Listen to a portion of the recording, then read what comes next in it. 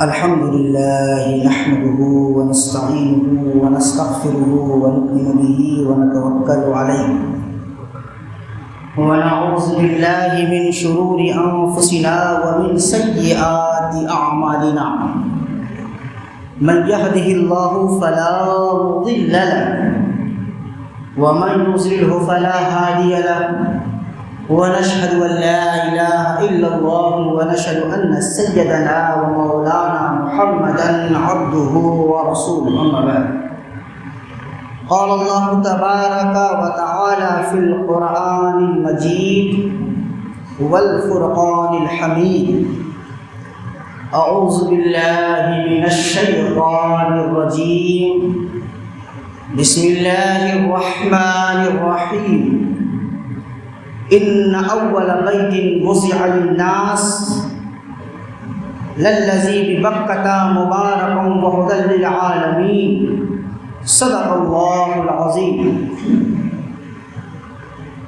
آئیے سب سے پہلے ہمارا اس آقا نامدار مدینے کے تاجدار دونوں عالم کے مالک و مختار کے بارگاہ بے کس پناہ میں عقیدت و محبت کے ساتھ پڑھے باوان درود شریف اللہم صلی علی سیدنا محمد النبی الامی وعلی آلہ واہل بیتہ واصحابہ وبارک وسلم وسلم علیہ وعلیہم اجمعین۔ گزشتہ جمعہ میں نے قرآن کریم کے جس آیہ کریمہ کی تلاوت کرنے کا شرف حاصل کیا، اللہ رب العزت اس میں ارشاد فرما رہا ہے ان اول بیت وضع للناس، کہ بے شک سب سے پہلا روئے زمین پر وہ گھر عبادت کے لیے، جو لوگوں کی عبادت کے لیے بنایا گیا، للذی ببکہ، وہ گھر کہاں ہے؟ مکہ میں ہے، مبارکن، برکت والا ہے، وہدی للعالمین، اور لوگوں کے لیے مرکز ہدایت ہے، لوگوں کے لیے مرکز ہدایت ہے۔ میں نے آپ کو مکہ کے حوالے سے اس کی تاریخی پس منظر پر ہم نے روشنی ڈالی تھی اور آپ کو بتایا تھا کہ مکہ کی تاریخ کیا ہے۔ مکہ کی تعمیر کے حوالے سے بہت اہم گفتگو میں نے آپ کے سامنے پیش کی بیت المقدس کے حوالے سے۔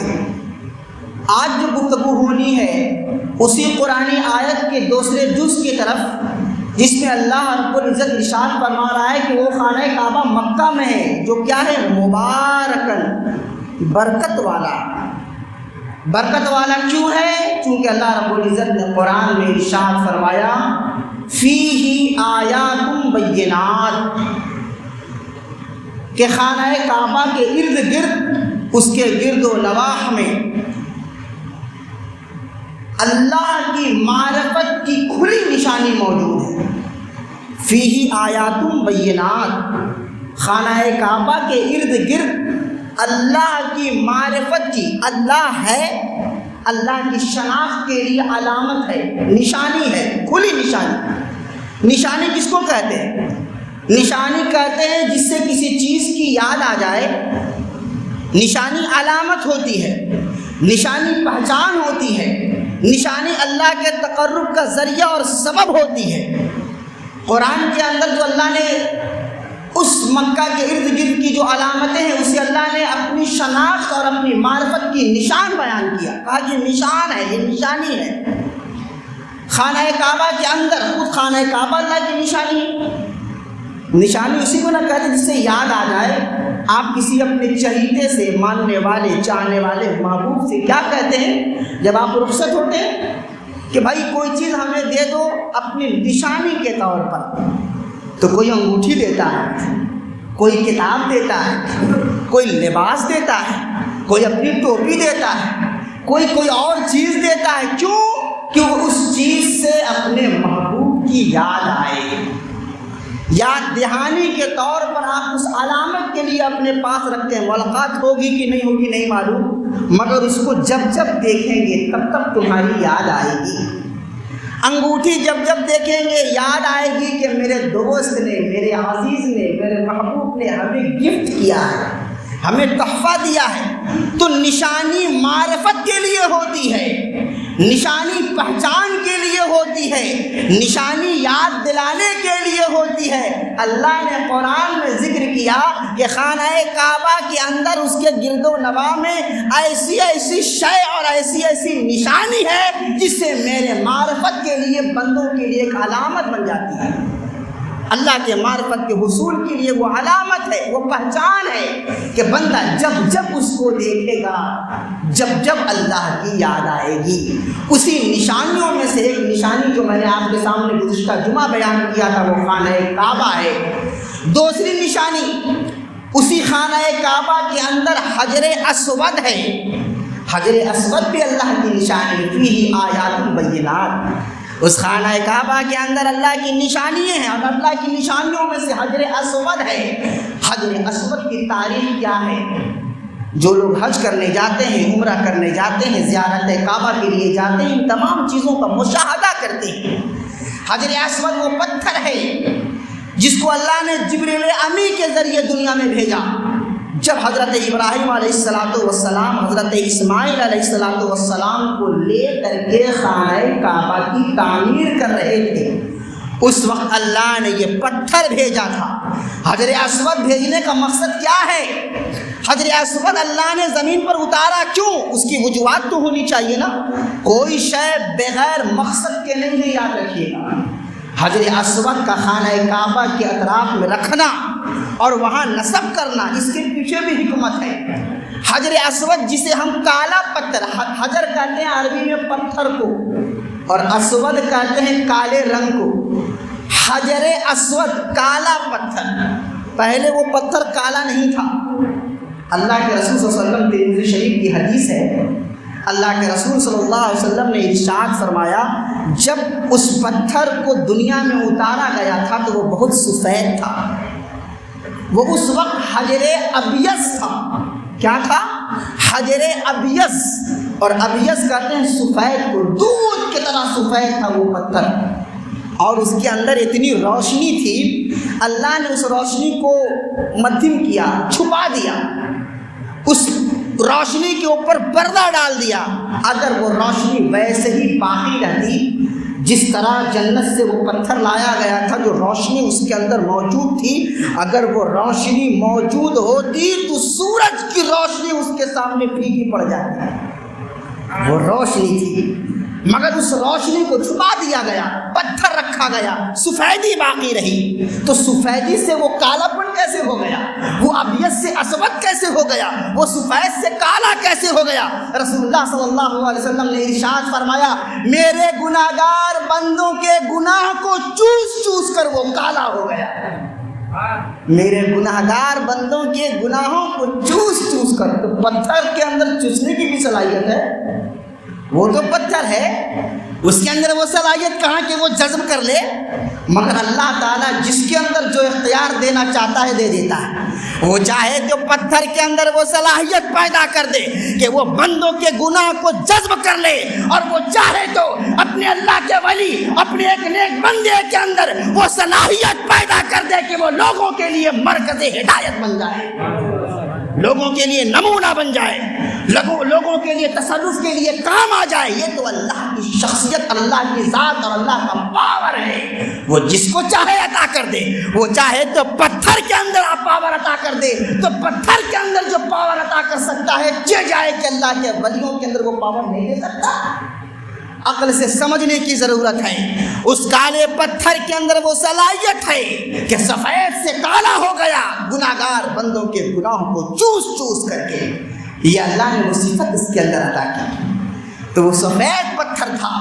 اس سفید پتھر جب خانہ کعبہ سے لایا گیا تھا، رسول اللہ صلی اللہ علیہ وسلم کے دور میں ایک عظیم جنگ چھڑنے والی تھی، بعثت نبوی سے پہلے۔ اس وقت رسول اللہ صلی اللہ علیہ وسلم کی عمر مبارک 35 سال تھی۔ خانہ کعبہ کے اندر اس حجر اسود کو نصب کرنے کے لیے، رکھنے کے لیے خانہ کعبہ کی تعمیر کئی بار ہوئی، میں نے آپ کو سامنے ذکر کیا۔ اس وقت بھی خانہ کعبہ کی تعمیر کے سلسلے میں حجر اسود کسی دوسری جگہ پر رکھا ہوا تھا، اس کو اٹھا کر کے اس کی اصل جگہ پر نصب کرنا تھا۔ اب چونکہ بعثت نبوی نہیں ہوئی تھی، رسالت یعنی رسول اللہ نے اپنے نبوت کا اظہار نہیں فرمایا تھا، عمر 35 سال تھی، مکہ کے اندر قبائل کے اندر اختلاف پیدا ہو گیا۔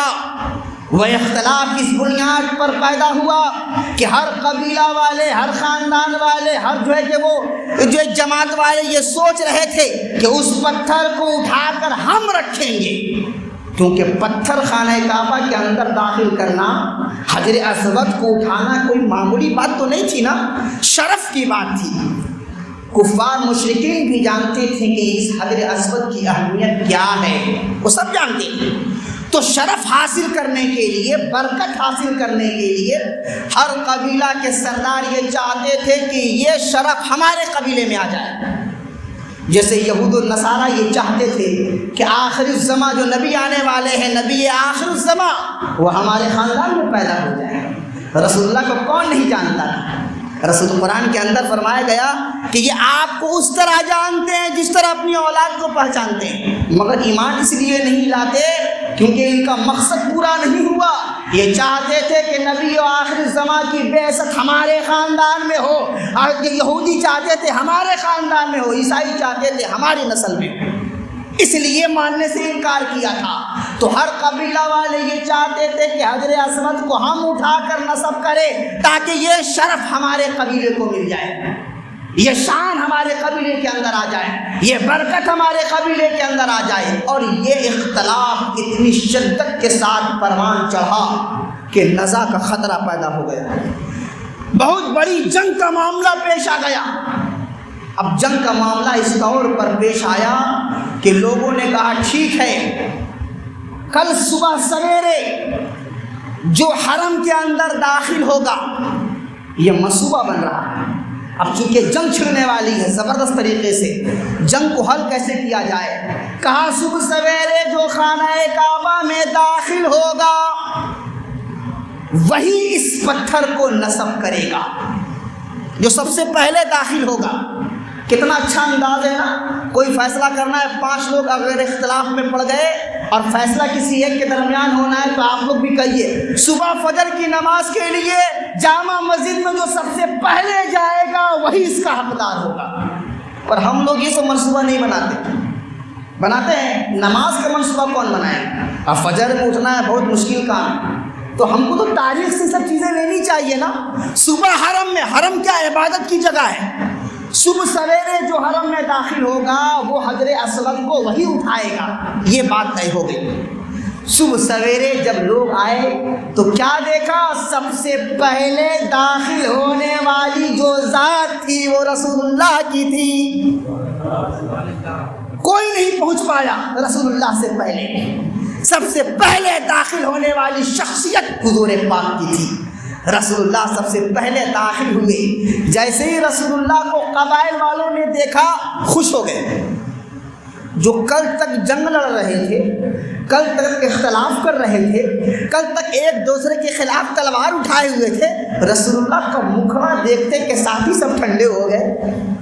جبکہ رسول اللہ نے ابھی اعلان نبوت نہیں کیا ہے، 35 سال کی عمر ہے، خاموش اس لیے ہوئے کیونکہ رسول اللہ کی شان وہ تھی کہ تمام قبائل جانتے تھے کہ آپ صادق ہیں، آپ امین ہیں۔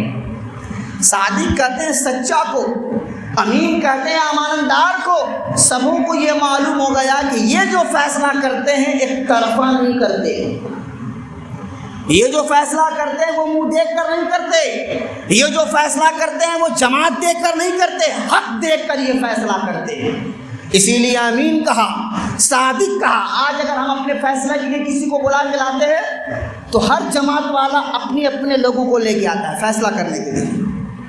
اب دو لوگ گروپوں کے درمیان، دو جماعت کے درمیان اگر کوئی مسئلہ نزاع کے لیے آ جائے، اب اس میں اندر مصالحت کرنی ہے تو کہے گا پہلا، یعنی ایک ٹیم اے ہے اور ایک ٹیم بی ہے، ٹیم اے والا بھی اپنا لے کے آ رہا ہے فیصلہ کرنے والا، اور ٹیم بی والا بھی اپنا لے کر کے آ رہا ہے، تو فیصلہ کرنے والے کے درمیان تو اختلاف ہو گیا، دو لوگ آ گئے، مگر فیصلہ تو ایک ہی کو کرنا تھا نا، دو لوگ آ گئے۔ اب دو لوگ آئیں گے تو ٹیم اے والا کیا کرے گا؟ وہ اپنے ٹیم کے اکارڈنگ فیصلہ کرے گا، ہو بھی رہا ہے۔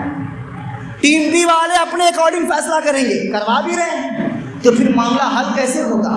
ایک طرفہ اب یہاں پر کیا ہوگا؟ جس کی میجورٹی زیادہ ہوگی، جس کی طاقت زیادہ ہوگی، جس کی تعداد زیادہ ہوگی، وہ اپنی بات منوا دے گا، ٹیم اے والا ہو چاہے ٹیم بی والا ہو۔ مگر رسول اللہ نے پیغام کیا دیا؟ سرکار دو عالم نے پیغام کیا دیا؟ تمام لوگ دیکھ رہے تھے رسول اللہ صادق امین ہیں، سب خاموش تھے۔ رسول اللہ نے اتنی بڑی جنگ کو کیسے روکی؟ رسول اللہ کے پاس تو اختیار تھا اور سب لوگ راضی تھے کہ آپ حجر اسود کو نصب کرتے، مگر رسول اللہ نے ایسے نہیں کیا۔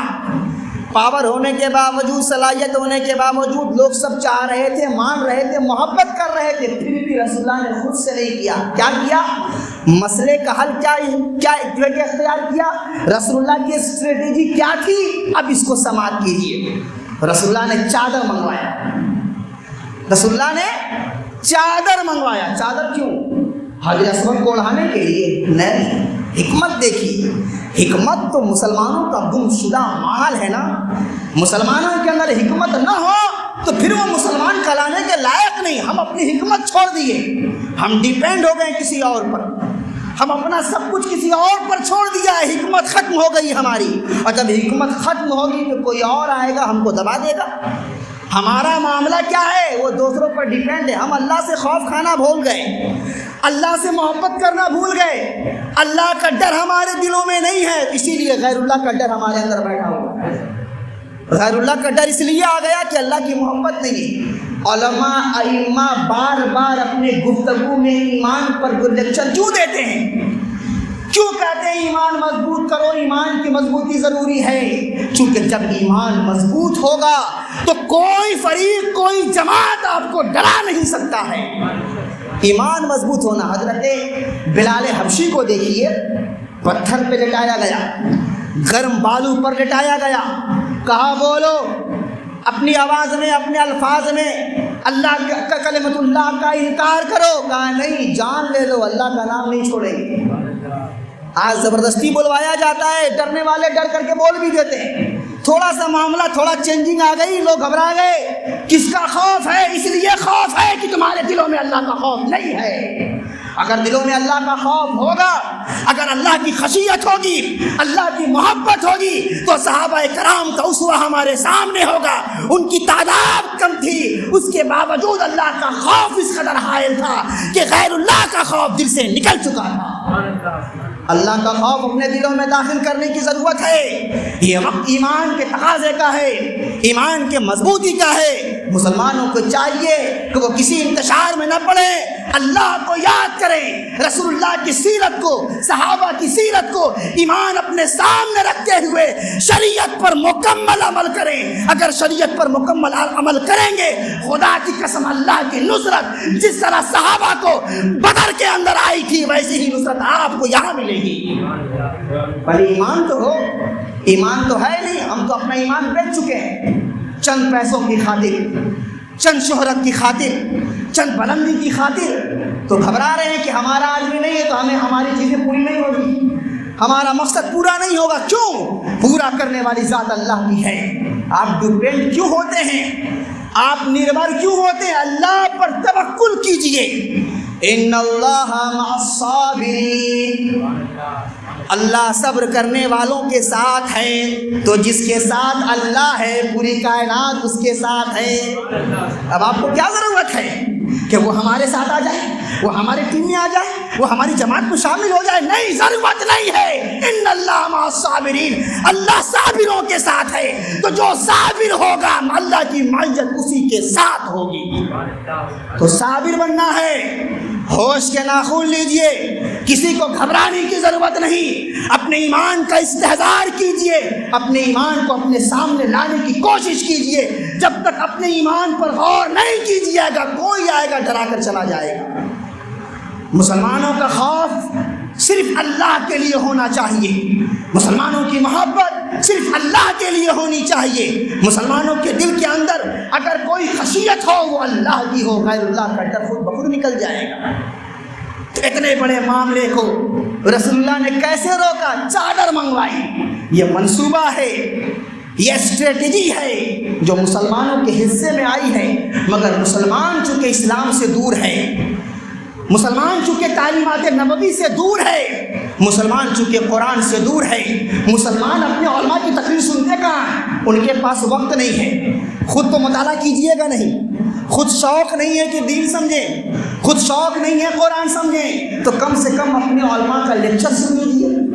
ہو سکتا ہے کہ مردہ دل زندہ ہو جائے، ہو سکتا ہے کہ مٹا ہوا ایمان پھر سے زندہ ہو جائے، مگر سننا نہیں ہے۔ ہم تو آخر میں آئیں گے صرف نماز پڑھنے کے لیے۔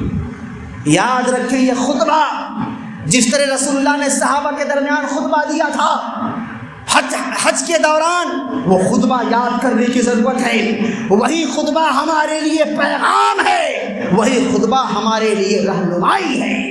ہم اپنے علماء کا خطبہ سننا چھوڑ دیے ہیں، ہم اپنے علماء کی گفتگو سننا سماعت کرنا بند کر دیے ہیں، اس لیے ہمارے دلوں کے اندر سے ایمان نکلتا جا رہا ہے۔ ایمان کی باتیں سنیے گا تب تو ایمان پیدا ہوگا۔ ہم تو صرف نعت سنتے ہیں، جلسہ ہوتا ہے رات بھر نعت خوانی، واہ، 2 مقرر کو بلائیں گے، 1 خطیب کو بلائیں گے اور 10 نعت خواں کو بلائیں گے، اور رات بھر نعت خوانی سنیں گے۔ کیا نعت سننے سے ایمان آ جائے گا؟ ایمان قرآن و حدیث سننے سے آئے گا، ایمان اللہ اس کے رسول کی سیرت سننے سے آئے گا، ایمان صحابہ کرام کی کردار سے آئے گا، ایمان اولیاء کرام کے عمل سے آئے گا۔ آپ جب سنیں گے نہیں تو ایمان مردہ ہوتا چلا جائے گا۔ آج یہی ہو رہا ہے۔